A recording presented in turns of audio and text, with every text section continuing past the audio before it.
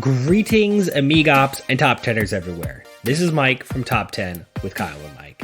I am joined this week, as I am every week, by our Detroit Tiger hatted co-host Kyle.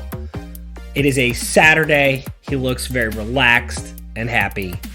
Kyle and I are joined this week by our old friend and Kyle's former coworker and your old friend from the Time Travel Films podcast, Daniel.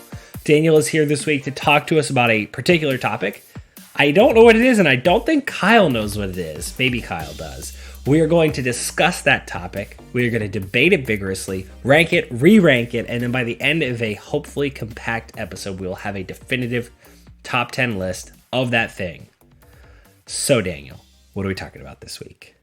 Hey, Mike. Hey, Kyle. It's great to be back. I really have been looking forward to this. Last time, I did talk about time travel movies, and I felt like that was a little more, hard to debate. I did want to come back with something that maybe had a little bit more debate and robust discussion. And so this time I came back with top 10 sidekicks. Oh, I was going to say, I love that you're going to introduce some debate, because I think Kyle and I have been lacking the debating recently. So this is good to get some debate. And the other level is that this is a list that even if Kyle and I haven't spoken this aloud, this is like a great idea we've been wanting to do. So I'm glad we've got an expert to help us with it. Well, I don't know about expert, but, it is something that I think you could probably layer some psychology on this. I've always been drawn to sidekicks. It's like when you play Street Fighter, I go for Ken, not Ryu. When I play Mario Brothers, I go for Luigi, not Mario. There's probably some psychology there, but I think that there's a cool thing about sidekicks, which is like they're the entree. And I know, Mike, you are big into literature, but they're to me they're the entree into the character, the main character or the hero of the story, because you may not relate to the hero. He may be seen, up on a pedestal and unattainable, but you can relate to the sidekick, and the sidekick helps you to sympathize and understand some of the hero's faults more, and kind of pulls you into the story even deeper. So I think that's why sidekicks can be, more interesting than, the heroes themselves. So, I did go and try to not only to try to make some sense of this. I kind of looked at both, gave a little bit of a ranking to help me organize this, to both the sidekick and also to who they are sidekicking for, so that they both play into how good a sidekick they are. Not just the sidekick standing on their own, but also who are they supporting. I think that's important. I guess my first question is like, how exactly you define a sidekick? Because I can think of like some duos or tandems where like the relationship is like closer to even, like they're more partners than like hero versus sidekick. So I'd be curious to see how you kind of like parse through like what exactly makes somebody a sidekick. Yeah, I don't know. There's nobody on here that's really where there's much gray area. Okay. I think most of them are pretty clear cut. But okay. Yeah, you raise a good point that there are some where, where it's more parallel and in equal status or closer to, but these are all pretty, and it's not to say that the sidekick has not gone on to do amazing things on their own later, but. Let me ask you this. How do you feel about an evil assistant? Oh, I think my number 10, you'll see right away that. Okay. That's it's not just heroes, it's. Okay, good. Good. So is that a good entree? Should I go straight into a perfect segue? Excellent. Please do. So in number 10 on my list, I've got Harley Quinn. And I think some of this that, I know from listening to other podcasts, some critique as far as making sure that, women make the list. So I was being thoughtful to make sure of that. But when it really came down to it, both Harley Quinn and the Joker rank really high. The Joker's just, he's scary, but he's a cool character. And Harley Quinn balances him in a unique way and brings out a different side of him in a unique way. So that was my number 10. I love that pick. Has anybody here seen Birds of Prey? I have not yet. I want it. Yeah, neither No. do I. Just haven't gotten around to it. Yeah, I'd be curious because I think that's where she would get the most chops is like a solo kind of act, like you're describing how some of these characters have gone on to do bigger and better things. But she's an interesting sidekick because, like, at least for me, I can't think of off the top of my head many like cross gender sidekicks and ones that have like the kind of romantic intimations that this pair does. Yeah, it is. Traditionally it's the boy wonder kind of support, not the cross gender. Right. So that's a good point. I like that. She's great because she brings out a certain flavor of the Joker. Like, one of the cool things about comic book characters and the Joker in particular is that they get so many different iterations. And so you get kind of different versions of the same character. And I love the Heath Ledger sort of purely chaotic version of the Joker, but I also love the Clown Prince of Crime version. And I think that the Clown Prince with Harley Quinn version, it's really complementary. Like, she wouldn't work with Heath Ledger, but she works so well with that particular version of the Joker. And they're awesome together. And she's like, her own backstory is actually really well fleshed out and really interesting. The way she gets sort of pulled into her life through her work as a psychiatrist at Arkham. Like, she's got a great backstory. She really complements the main character. I think she sort of checks the big boxes, which is that she's great on her own, but also really enhances the main dish. Yeah, absolutely. So that was my number 10. Number 9 is a personal favorite of mine, but less widely known. Might get booted when we start debating this, but it's Arthur from The Tick, and I think he ranked high for me. If you guys are familiar, I mean, there's been the cartoon, there's been 2 TV shows, there's the comic book series, but Arthur is like the most reluctant hero ever. He's just kind of almost adverse. They at one point they come up with their victory calls, and the Tick is weird and his is spoon, and Arthur's is not in the face. so when they go into battle, he's not in the face. So it's and so I mean, there's something very relatable about that.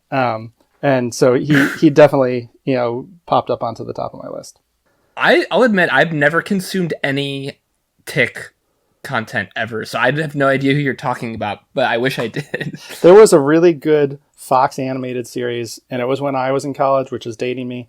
And then the Amazon series that came out like last year, they had 2 seasons of it, was pretty good. They went darker, which is a weird, it's weird to do, but it still had its moments. I'm glad to have gotten to know you because you sort of are a torchbearer for Kyle and me as nerds of a newer generation, because we don't I am aware of the Tick's existence, but have not, like Kyle, consumed any Tick material.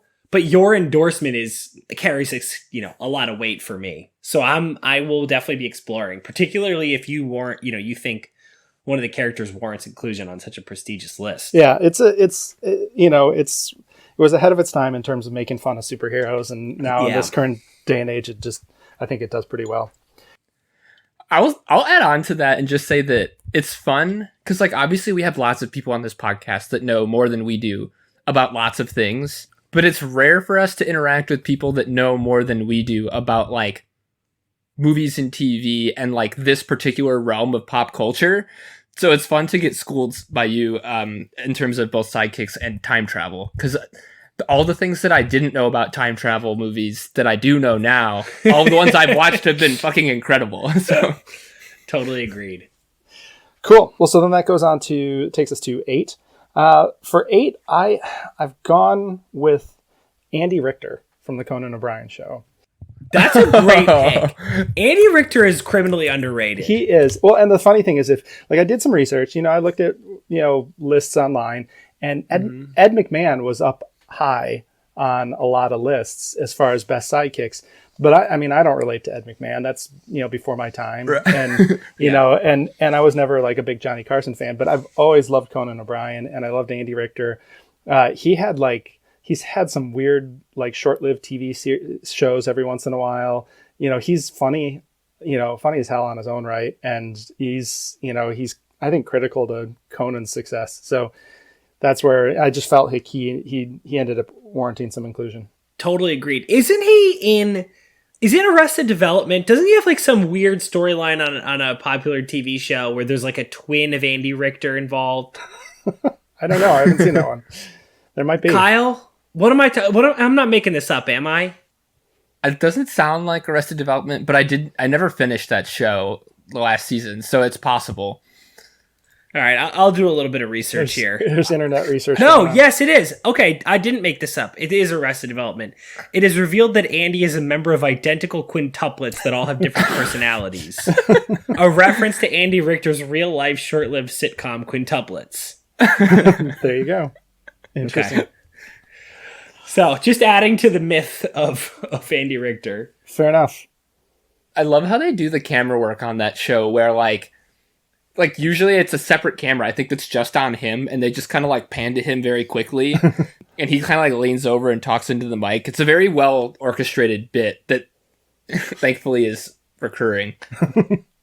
Yeah, I think he definitely fulfills the really important role of not just like having his own personality, but really complementing and bringing out the best in sort of the superhero in Conan. Like he's just a great foil to Conan. Yeah, absolutely. Yeah. I also like that you've blown my mind, and I just like for some reason assumed we were talking about fictional sidekicks, and this is an excellent example of a real life superhero sidekick combo. Yeah. Trying to jazz it up, I guess. Yeah. No, this is good because Kyle and I think when we can manage to do that, we're always really proud of ourselves. Like when we did like fictional dogs, and we've got like commercial dogs and real dogs and all that kind of or based on real life dogs. Like that's what we like. So this is a huge bonus for us. Awesome. Well, I don't know, Kyle. I don't know if you noticed that. Did a fourth person drop in, squeeze into our Google Hangout here? I think I saw Kev with a Casio tone over in the corner there, ready to drop some stinky beats. Wow, that's a beautiful segue. Beautifully done. Well, thank you. Although I want to just say I'm like having second thoughts about our gentle teasing of Kevin, because I just didn't know Kevin was such a star. I thought he was kind of a bum like us. I had no idea. Is he's got a bounty of work out there? Oh my God. So Daniel, do yourself a favor when we're done here and Google him, because I don't know what prompted this. I think Cameron made some sort of offhanded comment. He has a very well-populated Wikipedia page. Oh, wow. And there is a documentary about him called like Open Source or like Free Content or something, right, Kyle? Yeah, I must have not done a good job. I knew this going into this whole thing when I chose his music, but he's a legend in the world of Creative Commons music. So where does he make his money? I think he's done a lot of work for he does a lot of video game video soundtracks. games is a big thing. I think that's where he kind of makes his bread and butter, but gotcha. Yeah. Well, so with that though, I mean that takes us to our non-top three, right? Yes, it does. Okay, sure good. Does. I'm making sure I'm on point here.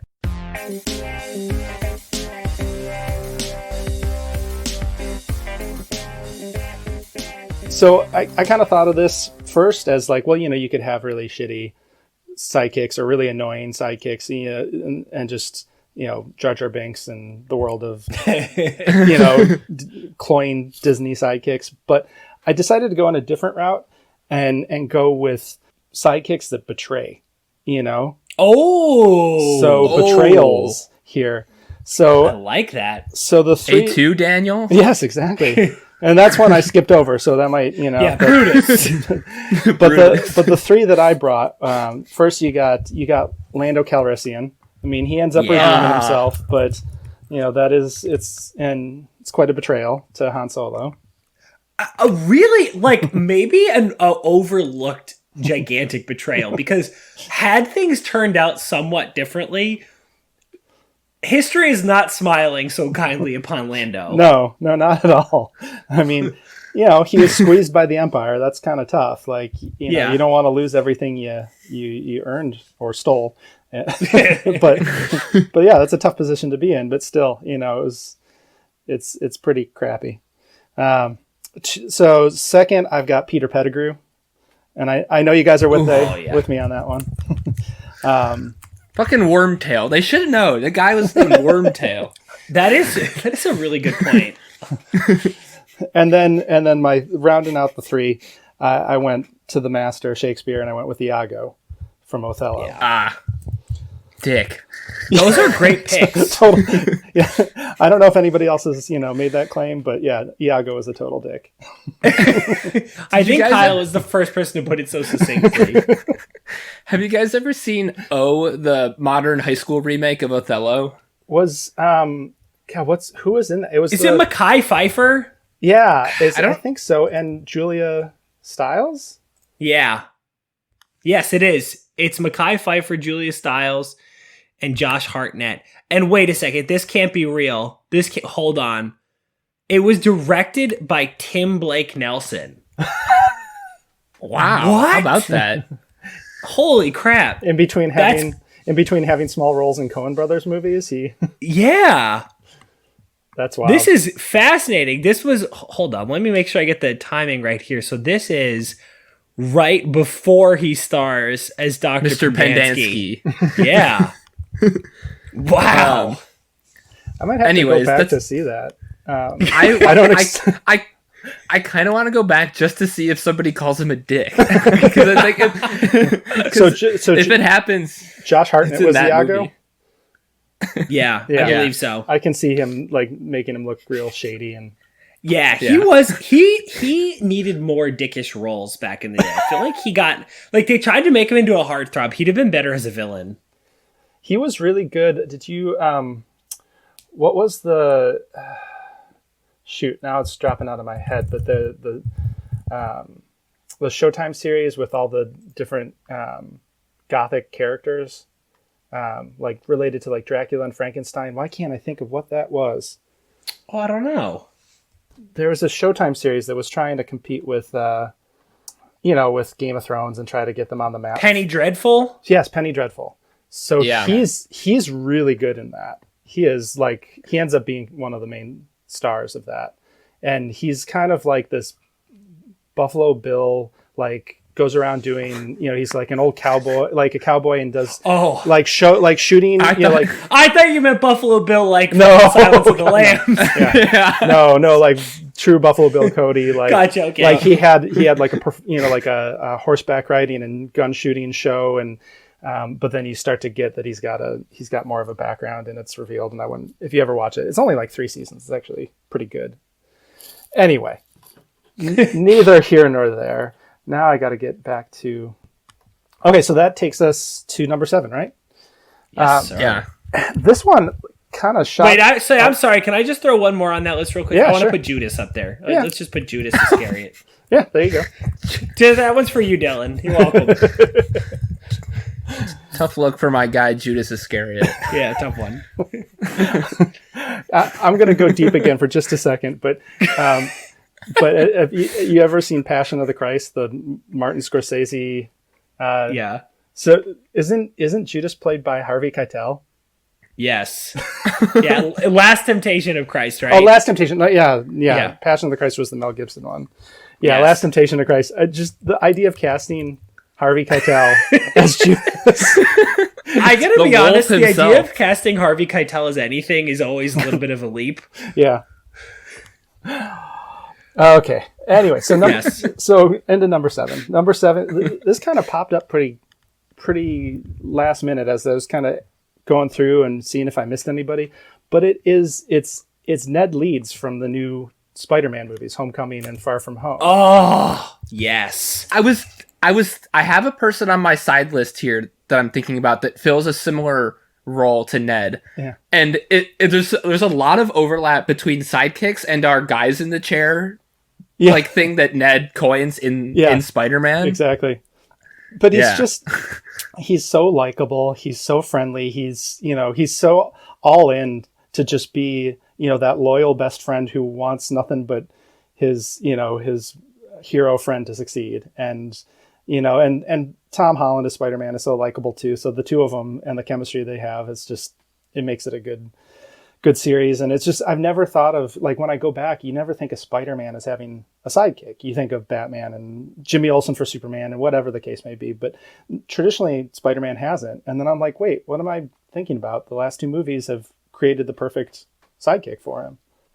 Of all of the incredible decisions they've made with this new iteration of Spider-Man, the decision to bail on Harry Osborn and insert Ned as the best friend has been among the best they've done. Because you're right, he functions, like, the fact that he knows that Peter is Spider-Man and doesn't hate him for it makes for such great chemistry and narrative things that they could never do with Harry in the other series that they've done. I think this is a great choice. Well, I think it's funny. You've both touched on exactly what I was going to say I love about him. And it's funny, I completely forgot Harry Osborn existed, because the point I was going to make is that with these sidekick characters, and not just for Ned, but like all of them, there's sort of the option to have an implicit rivalry, or to have sort of total, unconditional support. And either can be a good decision, but you kind of have to go with it. And I think especially because the latest Spider-Man iteration is really leaning into the teenage angle, like, since this is such a teenage angle, I think it would have been really tempting to have sort of an angsty relationship between the two of them. And I'm sure they could have done it well, but I'm very glad that they didn't do that. Yeah, no, that's a good point. Good deal. Yeah, great pick. I wouldn't have thought of that, but that's a really great one. It came to me late in the process, so I appreciate it. So then that takes us to 6. And 6 is definitely one where I would say the sidekick is not as relatable as other ones on the list, but the hero is so damn charming that, that those points kind of pulled it up into the list. So it's none other than our furry friend Chewbacca, sidekick to Han Solo. I think, Chewie, you assign some personality. I kind of like the moment in Force Awakens where he's getting bandaged up by the nurse, and she's kind of just treating him like a big softie, at heart. I think there's moments where they kind of give him in the movies a moment, but a lot of it's come out of the side material. So, but you don't get a whole vibe for the character and personality. But, he's loyal. He's there for Han Solo. Han Solo's damn cool. What can he do? He's got to make the list. The amount of love he has for Han Solo and just the total unconditional nature of it is really sweet. I want to just note, I totally agree with Chewbacca's inclusion on this list, as long as we pretend that the movie Solo didn't happen. Because there was some weird shit going on with Chewbacca in that movie. Did they actually make his family canon in the Solo movie? Like, make a reference to it? I don't remember. I haven't seen Solo since I saw it in theaters. Yeah. Didn't he eat a person, though? There was some weird, like, he's eating humans thing. When Han gets thrown into the pit with him, he's, like, in a pile of human bones. Yeah. But... Which is just weird. Yeah.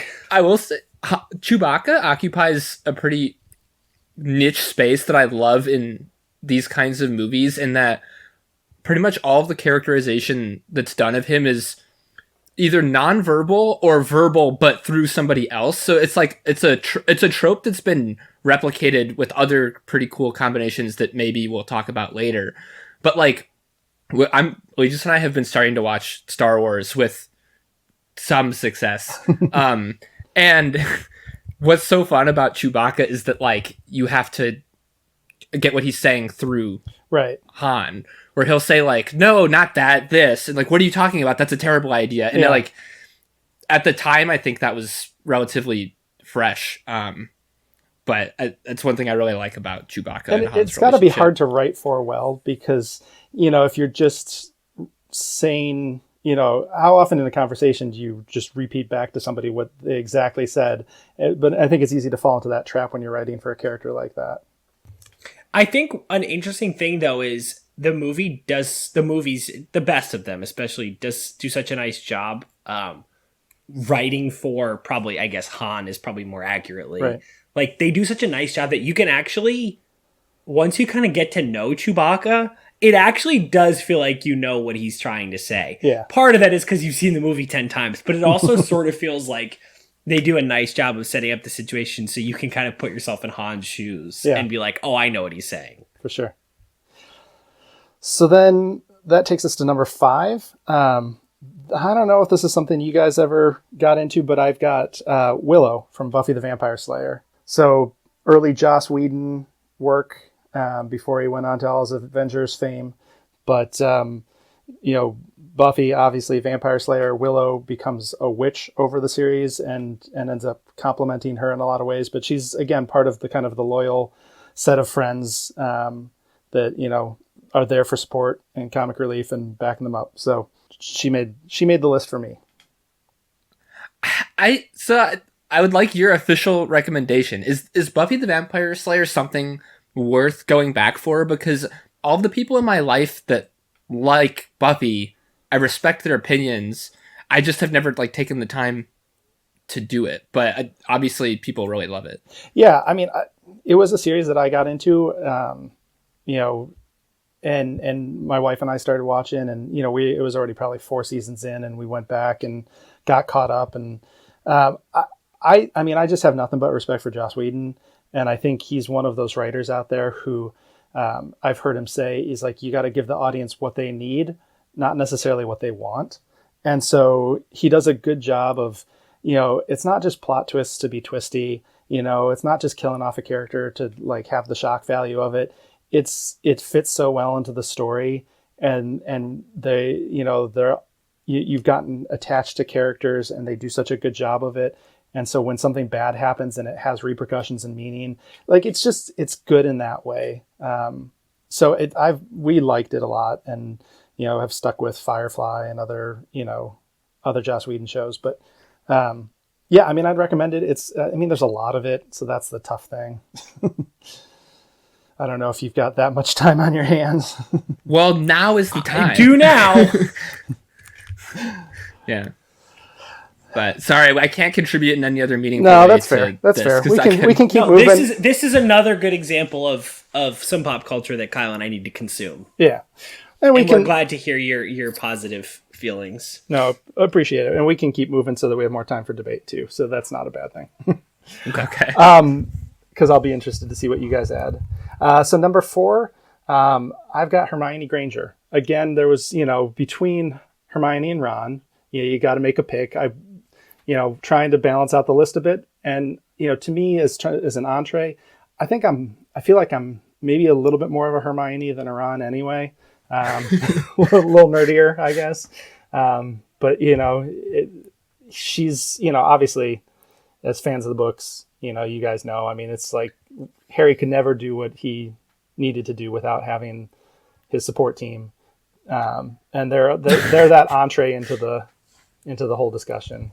I think there's an implicit question here, though, that I'm curious I'd like to hear Kyle's thoughts on this, because the question I think is Hermione a companion or a sidekick? And I would ask the same question about Ron, because and this is maybe just a little bit of stereotyping of sort of the types of characters they are, but my brain sort of looks at Ron as a sidekick and Hermione as a companion. I know that that's a blurry distinction, but that's sort of the way I think about it. Yeah, they occupy kind of a nebulous space. and at some points in the book, you could argue that Harry is Hermione's sidekick. Especially I know how much you love Prisoner of Azkaban, because we talked about it. And the last third of that book, for the most part, it's Hermione's show. Yeah, true. That's a great point. But I don't know.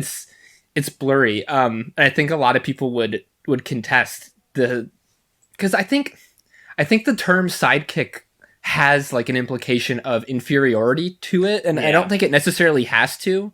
But the reason I think that we're more comfortable putting Ron in that space is because he's so clearly an inferior wizard to Hermione. but I think for the purposes of our list here, as long as it's extremely clear that we're not implying in any way that Hermione's abilities are less than Harry's in terms of witching prowess, I think it's fair to put her in this camp. Hermione just always brings out the best in Harry in a way that Ron doesn't always. Ron often brings out the worst in Harry, either by encouraging him to behave less than, or by like directly just sort of, you know, causing fights with him. But the thing about Hermione, it's funny. Somebody I just saw the other day posted the meme of Harry saying, "But I am the chosen one," and it's just such a great. That's like one of my favorite exchanges. Is Hermione trying to sort of talk through the implications of Harry's new fame to him in Half-Blood Prince, and him just totally not getting it, because if I'm remembering correctly, Ron is sort of encouraging him to use the chosen one label to like get girls. And it's just a great example of what a better sidekick complement, you know, companion Hermione is for Harry at most times. And I think their relationship, especially in the film version, I think was really portrayed so well in Deathly Hallows, especially the Part 1 film, where it really is just the two of them for, you know, 45 minutes of the movie. Yeah. I think that's when her value in the movie, like really kind of specifically in the movie franchise, comes through the best. It's where you see exactly how the two of them complement each other and the areas of magic she understands that he doesn't. Like, Harry is an incredibly, you know, inherently powerful wizard who has all of these great qualities, but like, he doesn't know Hominum Revelio. He doesn't know all of those, you know, those protective jinxes that she uses to keep them hidden. Right. He doesn't know where to take them when they go to the Forest of Dean. Like, he needs her skill set. Yeah, absolutely. Ugh, she's the shit. She is. So that was number 4. So then we do... typically we do honorable mentions. Yeah. So I mean, these might give away some that didn't make it to the top 3, but I think there'll be some debate anyway. So, you know, I did mention them at the beginning, but they didn't make the list. Luigi, you know, just not enough personality there to really make the list. I disagrey, but we can save that for later. Yep, exactly. You guys have seen the live action film, right? I just want to confirm. Yeah. John Leguizamo? Oh yeah. I've got Spock from Star Trek. I've just never been as much of a Trekkie, but I figured he needed to make the list. Here's the one that might be a shocker. I do have Robin on this list. He did not make the list. Wow. Batman got a big high score, but Robin didn't necessarily. So, well, I think Robin has a little bit of he runs into almost the exact opposite problem of Harley Quinn, which is that his foil is pretty static. Like, Batman pretty much is the same, and they basically just lever up or down the level of pathos and pain in his life. And so there's not as much of an opportunity for the Robin character to like play off different characters. And so they've cycled through all of these different versions of Robin to try to find the right one. And I think you kind of have this sort of fundamental problem where no matter how you spin it, you have this guy who clearly prefers isolation working with this person who's just like, hey, look at me. And it just doesn't totally work. It's just hard to find the right balance. Well, and it usually results in Robin trying to get out from under the shadow of it and be his own person and get killed. Yeah, exactly. And then you get Nightwing and there's So I also had Buzz Lightyear. As much as I like that franchise, I don't relate to Buzz. If anything, I'm more of a Woody. So, you know, just and that's kind of the same with the next one. I had Dory from Finding Nemo, and again, you know, as a parent, I'm probably more of a Marlin. So when you said Dory, for some reason, my brain heard Dora, and then I thought Boots. Yeah, so we'll throw that one out there. Boots. Well, Boots is probably number 2 or 3 on the actual list. That's a good point. I didn't mean to spoil that. Yeah, don't spoil it. Please don't spoil it. I just want to say Dory really is fantastic. There's another animated sidekick who I don't want to say because you may actually have this character up there, but Dory is like a really good encapsulation of the zany cartoon sidekick. Yeah. She's extremely zany and adds a ton to the movie. Yeah. So I'm like a huge Dory fan. Yeah. And I like that type. Yeah. Well, you can make the argument when we reshape the list. I had both Elaine Bennis and George Costanza.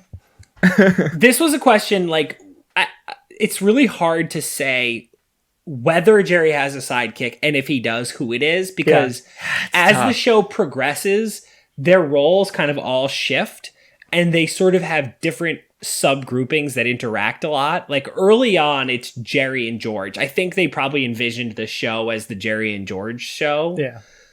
As time goes on, there's a lot more Jerry and Kramer. Sure. And there's also like Elaine and George as a pairing becomes more prominent. Yeah. I think this show sort of suffers from the problem that it's such a strong ensemble that I don't know how you pick a sidekick. Well, and then the other problem is the way I kind of scored and picked. They're kind of all assholes, so they didn't. They didn't. That's what makes them so great. Yeah, but it didn't make them rank high on my list. The next assemblage that I've got as near misses, I've got Garfunkel, Oates, Ridgely, like the musical ones, and I'll always have a soft spot for Oates because my dad used to take me to a racetrack in Wisconsin when I was a kid growing up, and they had a lot of kind of semi-famous people who raced cars on the side, and oh my god, so like Walter Payton raced. Oh wow, Bruce Jenner. And John Oates, and I actually met John Oates and got an autograph from him when I was in fourth grade or something, and it was like the biggest deal because it's like you might meet a sports player that when growing up in Milwaukee, I'd get autographs from a brewer here and there, but usually at a game, like going up to the railing, but to meet somebody who was known nationally as a musician, it was a big deal. So I've got a soft spot for John Oates. Oh, that's great. Wow. I also have Tinkerbell on the list. Again, good sidekick, but and I kind of skipped a lot of the Disney ones, to be honest with you. Well, can I, in the Tinkerbell vein, I want to put Gazoo on there as an honorable mention. I love Gazoo.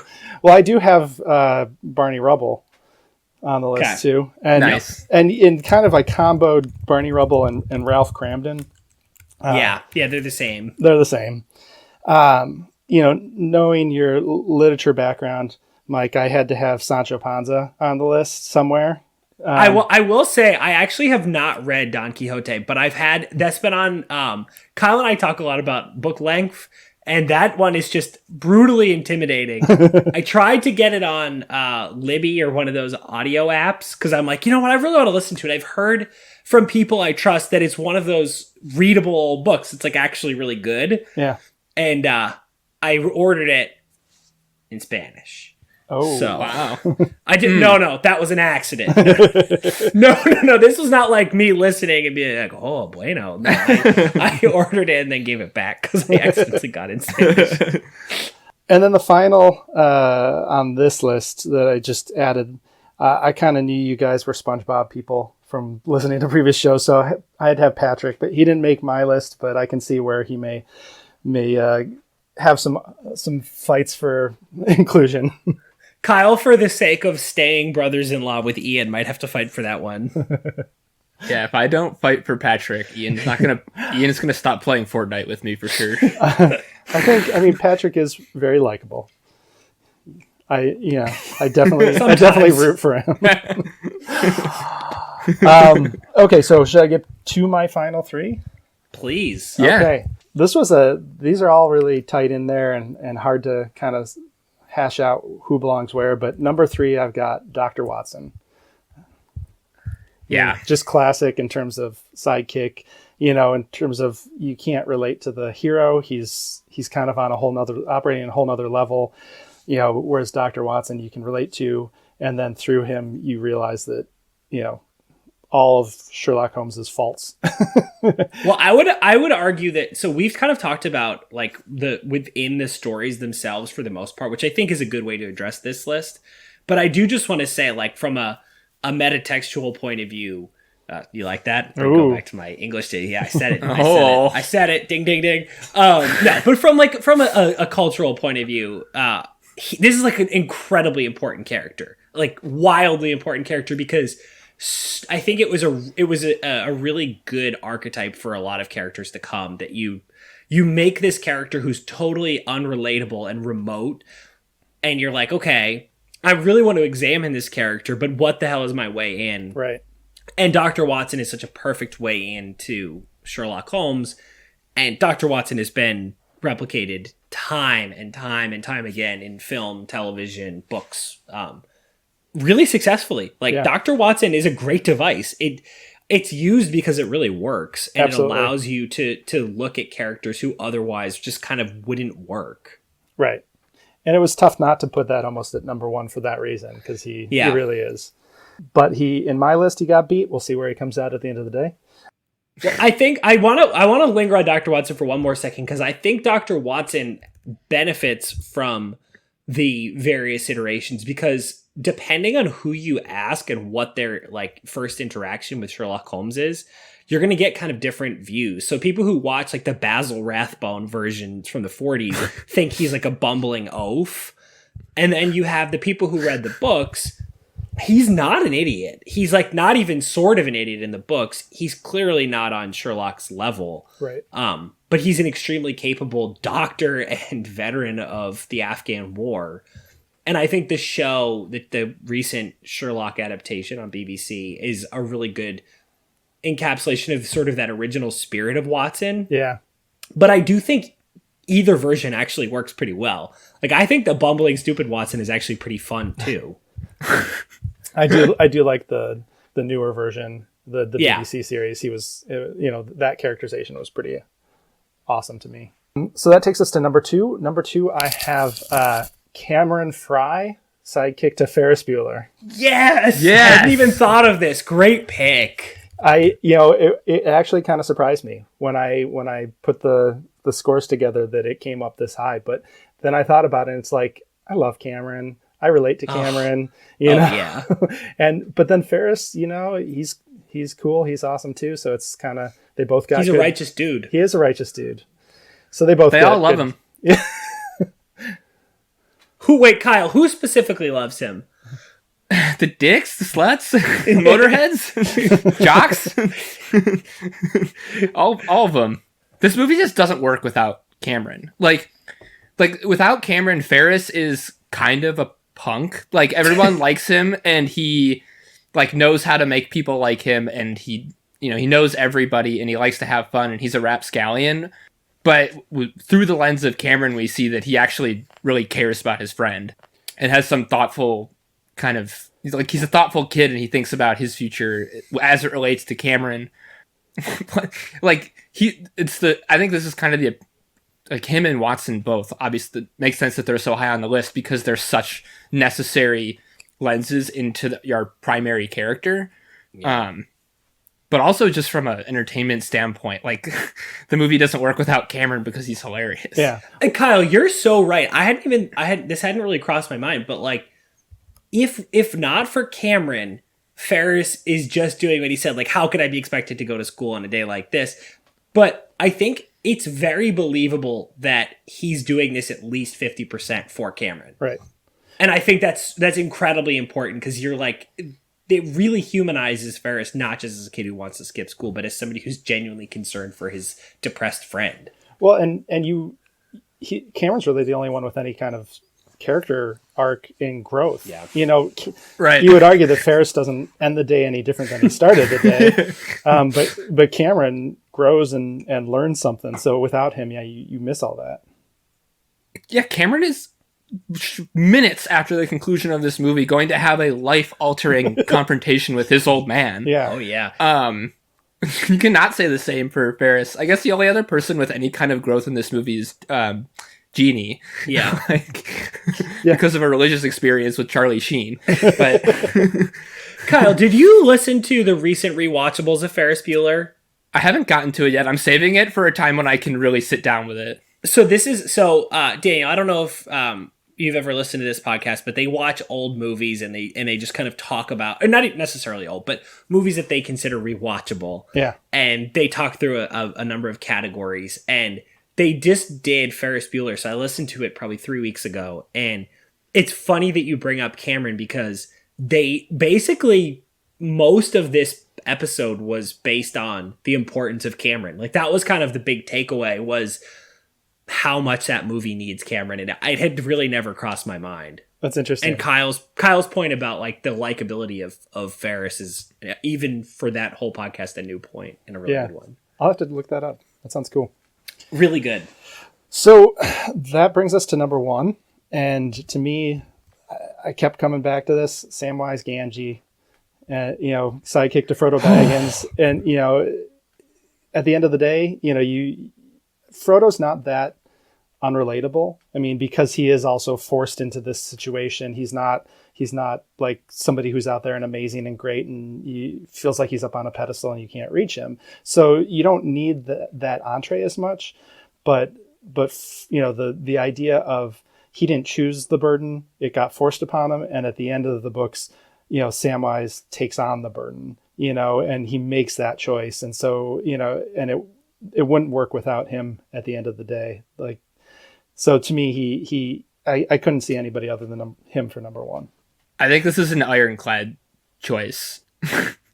Like, Sam's monologue at the end of Return of the King is like maybe one of the greatest moments in movie history. And like, I think also, if you just think about his burden as a sidekick from a nuts and bolts perspective is heavier than anybody else on this list.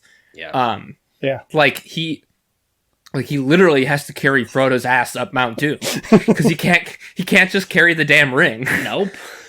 He doesn't end up dying, but he sacrifices his life to do this for Frodo and for the people of Middle Earth. Like, he's a completely different person at the end of this journey. Yeah, they don't show the months of PTSD that he probably had. No, and you're talking specifically about the movie version, but like, go to the book version in The Scourging of the Shire. He doesn't come back to anything. Oh, that's right.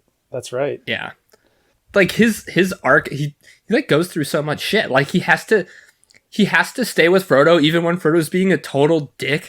Even after he picks fucking Gollum over him like 2 times. Oh. Like, a lot was asked of Sam, like arguably more so than Frodo, and he comes up in spades. Like, he's the best sidekick for sure. Yeah, I think loyalty for me pushes you up the list pretty high, and I think some of these, characters like Dr. Watson and Sam, that it's like they get treated horribly at times by the hero, and they, but they remain loyal, and so you gotta like give them props for that.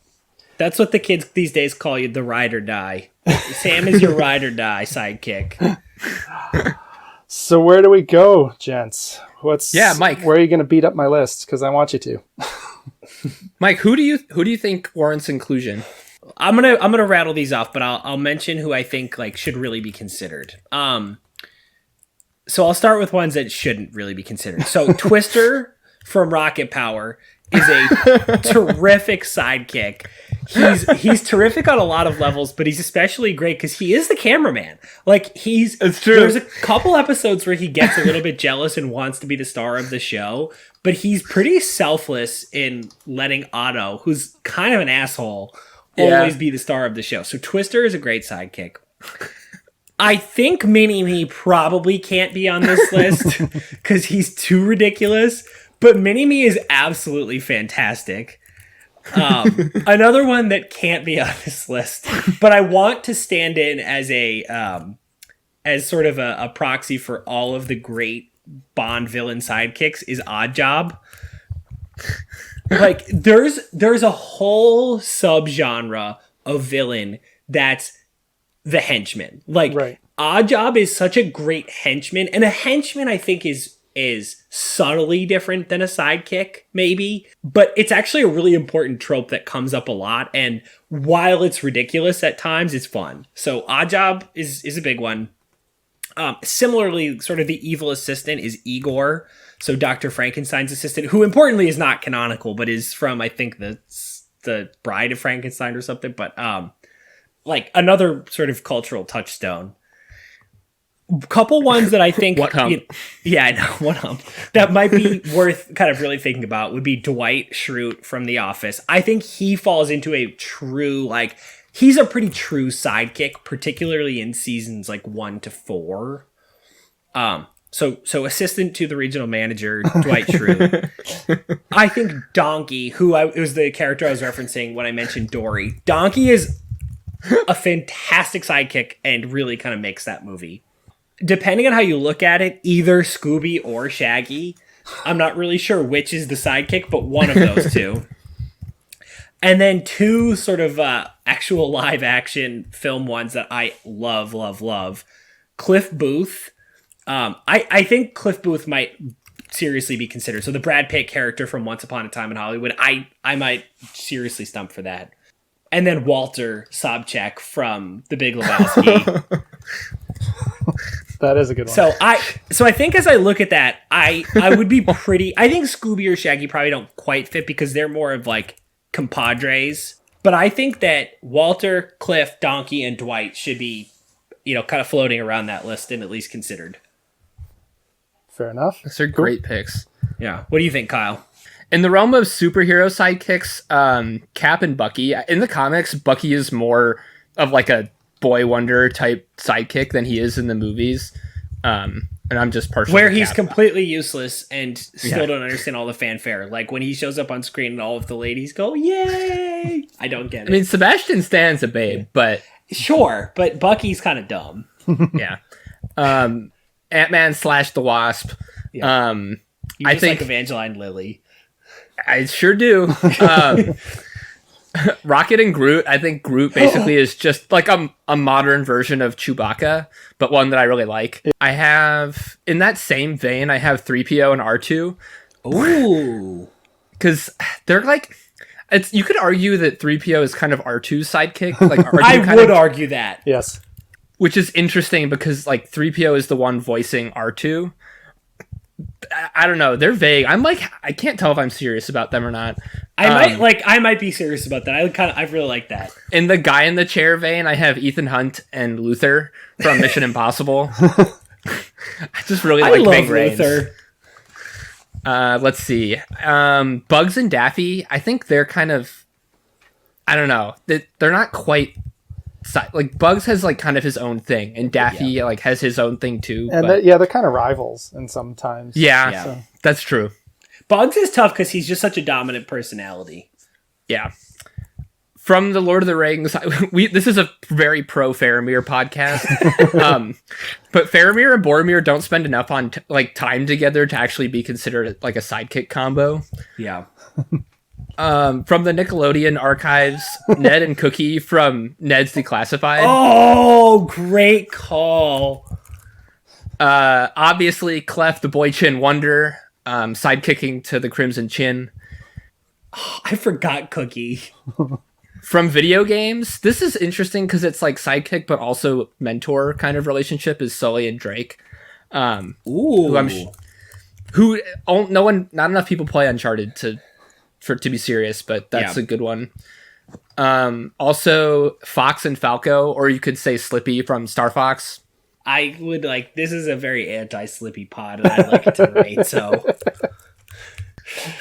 Fox and Falco are a good combo. Not quite serious enough. 2 that I'm very, very serious about are Maverick and Goose. Ooh. Like Goose is like the greatest wingman literally of all time, and I think they probably actually deserve a spot. And then the other one I'm serious about is Samwell Tarly with Jon Snow. Oh, there you go. I think Jon doesn't get anywhere in the Night's Watch without Sam, his trusty friend, by his side. Those are the 2 I'm serious about. Samwell Tarly and Goose. Okay, I want to actually just mention 2, not for a serious consideration, but 2 that I just want to mention. One is Hastings from the Hercule Poirot collection. He's not there enough, but he's sort of like a little bit of a spoof on Dr. Watson. And then the other one is the one that I'm forgetting right. Oh, where the hell did it go? I just Googled something and it just came up. I googled top 10 sidekicks, and there was one that came up that I liked. Hold on. Pretend I'm saying things. Please hold. Pretend I'm saying things. Where did it go? Never mind. Pretend I said nothing. Oh, wait, Felix Leiter. In the books. Felix Leiter is a little bit more of like an actual sidekick to James Bond. That's a good one. Yeah. Cool. But not totally serious. So you like, Kyle, Goose and Samuel Tarly. Yep. And I think I wanna stump for Walter and Cliff. And I just haven't yet seen Once Upon a Time in Hollywood. Oh, so, really? Yeah, I know. So that's not hitting me yet, but It's interesting because it's a story. It's basically a story about a has been and a never was. And what I think kind of part of the lesson is it's almost better to be a never was than to be a has been, because Cliff, the character I'm talking about here, is the never was, and he's a lot happier than Rick, who's on his way down as a has been. Right. And Cliff is just infinitely patient and sympathetic and just really cares for his friend. It's just he's a great caretaker. He's one of the best movie friends I've seen, and he's a really important sidekick because the Rick character quite literally could not wipe his own ass without Cliff. Like, he just can't do anything. I'm eager to see it. I feel like I've been burned by a couple recent Quentin Tarantinos of like you got like 75% a really cool movie with good dialogue, and then the last 25% is let's make this as violent and gory as possible. And I just to be clear, this movie sort of follows that blueprint, but I would argue in a way that works much better. Good. No, I've heard good things. I definitely want to see it. Well, it contributes to the movie, whereas Django, it's just like, what the fuck is happening? Yeah. And in Hateful Eight, it's like kind of a disaster. Django, it's a little bit of like a distraction from an otherwise great movie. Hateful Eight, at least for me, was like, all right, this kind of sucks. Like, to me, Quentin Tarantino at his best is Inglourious Bastards, when they're down, the scene where they're down in the bar.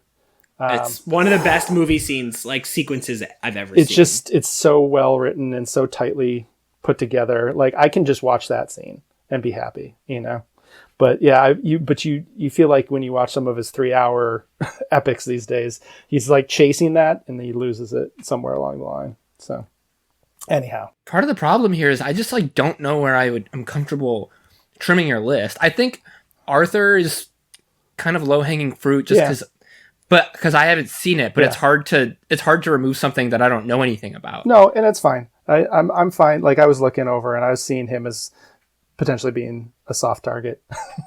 I hate to say it, but I kind of think Chewbacca might be another one we could take out here if we have to.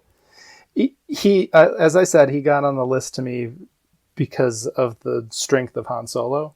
So, in that regard, like, yeah, he's a little tougher to argue for on his own. I would also say on the sort of vulnerabilities angle, Harley might be a little vulnerable, but I'm willing to do it on a technicality and say that perhaps too much of her appeal comes from her work as a romantic interest. And I think that that's a little bit of a distinct role in a story. And I think her sidekick appeal is maybe overshadowed by her appeal as a romantic interest. I think that's fair. Especially, I say that especially with the ulterior motive of trying to make a little more room. Well, if we're trying to make room for 4 here, right? That's what we're looking at. Well, we don't have to. I'm willing to drop Walter and put Walter as an extremely strong honorable mention. I think Walter suffers because he doesn't serve in any function in that movie other than to be a fucking hindrance to the dude. Yeah, he screws everything up for the dude. Walter! That's true. Okay, so in that case... I'm sorry, can I just for the audience, just picture him dumping the Folgers can of ashes out into the wind. Just do it right now. If you want a quick little giggle, just picture it. Oh. Donnie loved bowling. Donnie did love bowling. All right. In that case, I think that your top 3... probably like your top 5 is hard to I agree. quibble with. Or top 4 at least. I don't know about Willow. Like I would be. Willow can move back on the list if we need. I'm comfortable with Willow there, though, because while we were talking, I was doing some Googling, and it sure seems like public consensus is in favor of Willow. Fair and enough. Since Kyle and I can't really argue against, and we trust your judgment, I think we should leave the top 5 intact. Okay. In which case, if we're taking Chewbacca out, I think of the ones that we've listed, I think Goose is totally agreed, the greatest of them, and also actually kind of fulfills a reasonably similar story function. Yeah, that's true. And Goose deserves. I mean, and Goose made the sacrifice. I mean, Goose died, which is rare on this list. So he's got to get some brownie points for dying. I actually might feel comfortable moving Ned down to 10 and Andy Richter up to 7. Okay, and then slotting our other 2 additions in with 8 and 9. Kyle, I'd be happy with that. I like. I think I would put Samwell at 8 then, and then Cliff at 9. I agree. What did you have Samwell for? So we have this would have okay. Andy Richter at 7, Sam at 8, Cliff at 9, and then Ned down at 10. Which I think, given the resumes for Andy and Sam, like they've just got more reps than Ned does at this point. I could be convinced to flip Cliff and Ned. Samuel Tarly does some incredibly heroic shit in his own right, like facing down his complete asshole father, and at least in the film version or the TV version, saving the entire realm by reading a book that nobody else kind of read. So like he's incredibly important. Also having a bunch of conversations that happen very quickly, kind of off screen, but like reveal the secrets of the universe and whatever. Samwell is a BFD. Sounds good. Also, don't forget he did sex. He did do sex. Very important. So don't forget that. Gives hope for nerds out there everywhere. George he pulled the McLovin. It's in. So should we recap? Yeah, does that feel... Are you comfortable with the reconstruction we've done on this list? I'm very comfortable with it. We'll see if I get it right as I go through here. So you nailed it. So we've got number 10, we've got Ned Leeds, sidekick and friend to Peter Parker / Spider-Man. So 9, we've got Cliff Booth from Once Upon a Time in Hollywood. So then 8 is where... See, I knew I'd mess it up. Who'd we slot in at 8? It's our fault for... That was Samwell Tarly, right? That was Grand Maester. Samwell Tarly from Game of Thrones. 7, Andy Richter, sidekick to Conan O'Brien. 6 is where we put Goose from Top Gun, sidekick to Maverick. And then we go into 5, Willow from Buffy the Vampire Slayer. 4, Hermione Granger from the Harry Potter series. 3, Dr. Watson from the Sherlock Holmes series. 2, Cameron Fry, beloved sidekick and friend to Ferris Bueller. And 1, our boy, Samwise Gamgee, carrying Frodo Baggins up the mountain. I can't carry it for you! Now, who is he doing it for? Is he doing it for the Shire, his old gaffer? Man. Oh, wow. Daniel, you really brought the heat. This was a fantastic list, and you really did it justice. Thank you, sir. Yeah. Glad to be here. Thanks for coming. Wow, thank you. Yeah, this will, I hope, not be the last time you're on here, but you have put a back-to-back performance for the ages. This is just as much fun, if not more, than your initial offering. Well, I'm glad to have some debate in here and some other perspectives. Awesome. Well, obviously then a big thank you to you for expressing interest and giving this the attention that you clearly did. We appreciate it. And normally this is where I also thank Kevin MacLeod, who we have given props to already this episode, but he deserves them even more so for check the out his Stinky Not Top Wikipedia 3 page. music. Yeah, check it out. So thanks, Kevin, for that. And also, obviously, thanks to my sister, Erin, for our artwork. That's really good stuff. If you want to see more of Erin's stuff, it's all on Instagram at SantDesign. And a special thanks to our social media director, my fiancée, Caroline. She actually had a great post this week about how in quarantine, podcasting is really just a way for grown men to have actual in-depth conversations with each other. It was very on point. So thank you to her for her great work. Check out our Instagram especially, which is top10km on Instagram with the 10 spelled out TEN. If you want to send us an email, tell us all the ways that we failed you, or tell us that you would like to permanently replace one or both of us with Daniel, that is top10km@gmail.com with the 10 also spelled out TEN. And if you love our social media stylings and you want to check out Caroline's other work, you can check that out on cml.photos on Instagram. Finally, I'm sure you're listening to us on some sort of listening app, but if you're looking for another one, we're on all the major ones: Spotify, Podbean, Apple Podcast app, Stitcher, pretty much wherever podcasts can be found. So, gentlemen, that's what I have to say. Well done. Thanks to you all. That was a good deal of fun. Yes. Arrivederci. Peace.